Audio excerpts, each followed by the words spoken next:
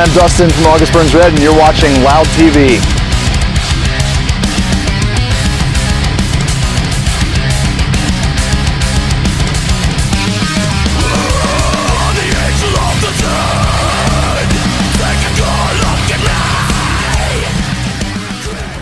So today is the last day, and it was a really good tour. It was a long tour, just kind of reflecting on the past 3.5, 4 weeks. But it was an awesome tour to celebrate the 10-year anniversary of Messengers and to play a bunch of festivals.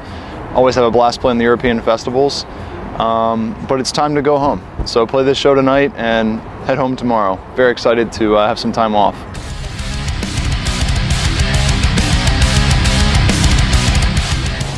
Well, we have played on a boat before, believe it or not. And I believe we played on a boat in Paris. Would have been our first time here, which would have been back in like 2008. I believe it was on a boat. I can't remember what it was called. Bateau Phare. Yep. Yeah, that's right. Which was a crazy show because I was like, what? Playing on a boat tonight? That's weird. So that was the first time, and that was back in like 2008. And we played on a boat. This would be the third time we played on a boat. Another time we played on a boat would have been Budapest. I forget what it was called. It was like AU something. But anyways, third time playing a boat tonight, and I'm looking forward to it.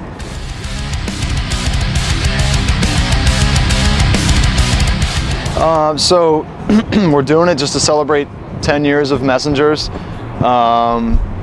It means a lot to me because it was the first record that I played on in the band.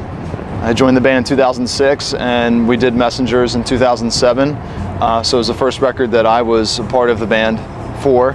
And it's really cool to just revisit old songs that were written 10 years ago and learn how to play them again and bring them together as a band and reflect on the memories that you had when you were writing those songs, or both when you were playing those songs early on in your career. So it's just been a blast reliving Messengers.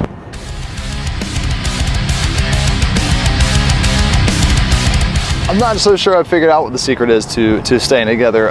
You know, we've had our ups and downs, but we complete each other. We're brothers at this point. We fight, we argue, just like brothers would. And honestly, now it's better than it's ever been. We're definitely stronger as a group, as a team, than we've ever been throughout our career. And I think it's just because we've done this for so long, and everybody knows everybody inside and out now, and we respect each other, and we know when not to push buttons and how to treat each other. So, yeah.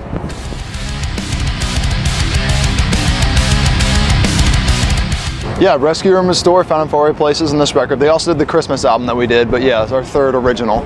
We have very good chemistry working with Grant and Carson, and we're very efficient, and we get a lot of work done. Excuse me. Plus, it's also nice working at home.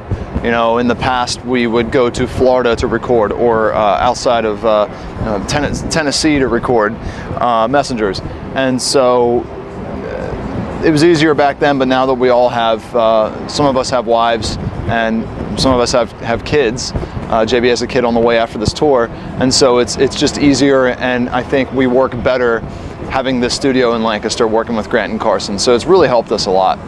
And the only thing that's not nice is, you know, every record we've always done around the same time, so it's always like we record in the winter time. We used to go to Florida to record. It's nice in Florida in the wintertime. It's cold at home in the wintertime, so it's nice it was a nice sort of like vacation for 2 months to escape. But again, it's just very nice working with Grant and Carson, and I wouldn't have it any other way. Well, all the songs are composed before we go into the studio. We might make minor changes, like notes here and there, but structurally, no parts get ripped to shreds or really taken out or anything like that.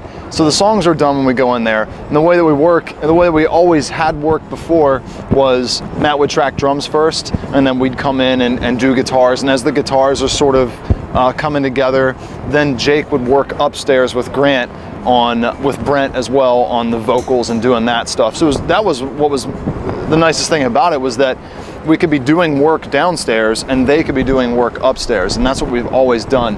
For this album, the only thing that changed was that we got home from tour and Matt got sick. He had food poisoning, and so he wasn't ready to track the drums first. So we actually did guitars first, which was the first time we've ever done that. And I was kind of nervous about that. It's different, you know, I'm used to recording to the drums, but it was really nice. I was talking about it in a podcast we did the other day, and what was nice for me was the songs that I had written.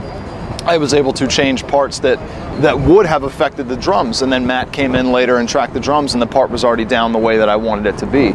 So it was just slightly different than what we've done with Grant and Carson in the past, but I'm really happy with how it turned out. And it was, like I said, it was hectic at first, just trying to figure out how it was going to work, just doing guitars first, and built from there, and it was fine.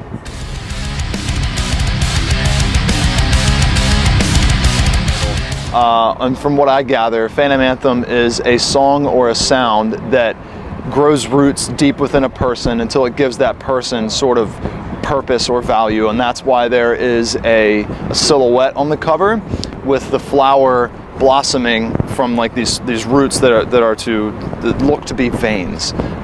So it was Matt's idea for the album title, and I know he could talk about it a lot more than I could, but that's what I took from it, and really happy with the artwork too. So yeah, all the artwork, I think it's always been done by Ryan Clark, the same guy, and it all looks the same, and I love that. I love that like each record is a progression. It's like, I shouldn't say looks the same, that came out wrong. Each record looks different, but you can all tell it's done by the same person, and that's what I really like about it. So. Yeah, so this fall we're just doing some festivals in the United States, just throughout the couple weekends in October, and then really just relaxing and recuperating. We're doing a Christmas show in our hometown like we always do, and then next year, we don't have solidified plans yet, and I can't really talk about them, but next year we'll be coming out to support Phantom Anthem for sure.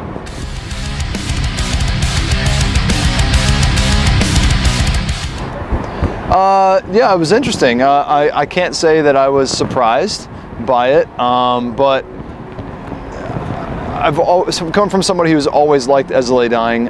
It's going to be interesting not seeing any of the other members in the band, because that's As I Lay Dying. Like we talked about earlier in this interview about August Burns Red, how do you guys stay together for so long? I don't know what's about to come out with As I Lay Dying, but I know that it's not going to be As I Lay Dying. And I should say that if all of the members from As I Lay Dying aren't part of it, which I really don't think they would be, then to me it's just not As I Lay Dying.